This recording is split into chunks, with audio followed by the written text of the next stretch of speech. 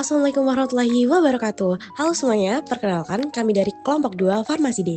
Di sini akan sedikit menjelaskan terkait langkah-langkah uji praklinik dengan anggota Eldia Sanabila dengan NIM 121, Alivia Haila Monique dengan NIM 125, Nabila Ahmad dengan NIM 160, Karisma Cahya Andini dengan NIM 165, Salsabila Syafa dengan NIM 166. Pertama, apa yang menjadi fokus utama dalam uji farmakodinamik senyawa antibiotik? Yaitu 1. Menilai efektivitas senyawa. Fokus utamanya adalah mengevaluasi apakah senyawa menurunkan kadar glukosa darah pada model hewan diabetes. Parameter ini menunjukkan bahwa senyawa memiliki efek terapeutik yang diharapkan. 2. Menggunakan model hewan diabetes yang relevan. Umumnya digunakan tikus ataupun mencit yang diinduksi dengan streptozotocin atau diet tinggi lemak untuk meniru diabetes tipe 1 ataupun tipe 2. Yang ketiga yaitu mengamati parameter efek farmakodinamik terkait kadar glukosa darah, biomarker seperti insulin, HbA1c, HOMA-IR, dan toleransi glukosa. Untuk efek jangka panjang dan jangka pendek. Yang keempat, analisis hubungan terkait dosis dan efek untuk menentukan dosis optimal yang menghasilkan efek maksimal dan menganalisis onset, durasi, dan potensi efek farmakologis. 5. Memastikan keamanan efek farmakodinamik, di mana efek yang terlalu kuat bisa menyebabkan hipoglikemia sehingga penting menilai terkait keamanan dan observasi untuk deteksi efek samping awal selama uji FD. Untuk soal yang kedua, bagaimana Anda merancang uji farmakokinetik untuk memastikan senyawa ini memiliki profil waktu paruh yang optimal? Yang pertama, menetapkan tujuan PK. Menilai parameter farmakokinetik utama yaitu waktu paruh, clearance, volume distribusi, dan AUSI. Tujuan utamanya adalah memastikan senyawa memiliki waktu paruh yang mendukung frekuensi dosis praktis yaitu 1-2 kali sehari.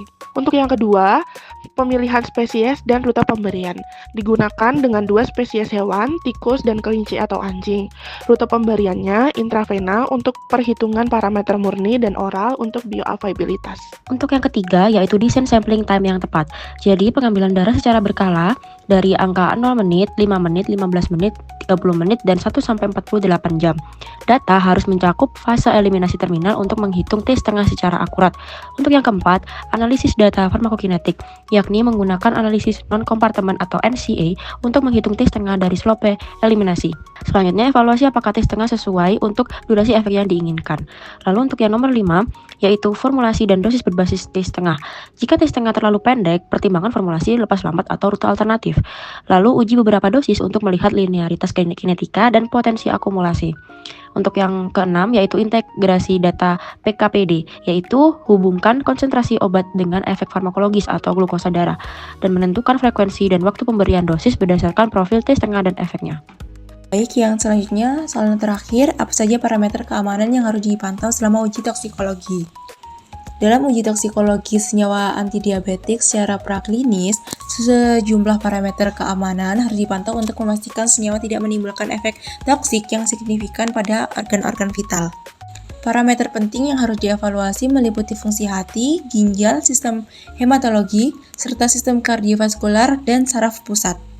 Fungsi hati dipantau melalui kadar enzim ALT, AST, ALP, dan bilirubin serum yang dapat menunjukkan adanya hepatotoksisitas.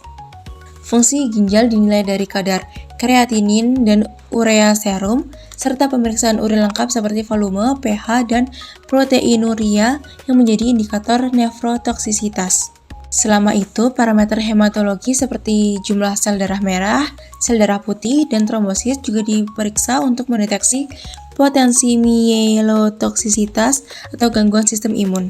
Pemantauan sistem kardiovaskular juga sangat penting, termasuk pengamatan tekanan darah, elektrokardiogram, dan biomarker seperti troponin, terutama karena beberapa senyawa dapat menyebabkan kardiotoksisitas. Pemeriksaan histopatologi organ-organ seperti hati, ginjal, jantung, paru, dan limpa dilakukan untuk mendeteksi perubahan jaringan yang tidak tampak pada parameter biokimia saja. Selain itu, penilaian terhadap parameter perilaku, aktivitas fisik, dan perubahan berat badan hewan uji juga penting sebagai indikator umum toksisitas sistemik.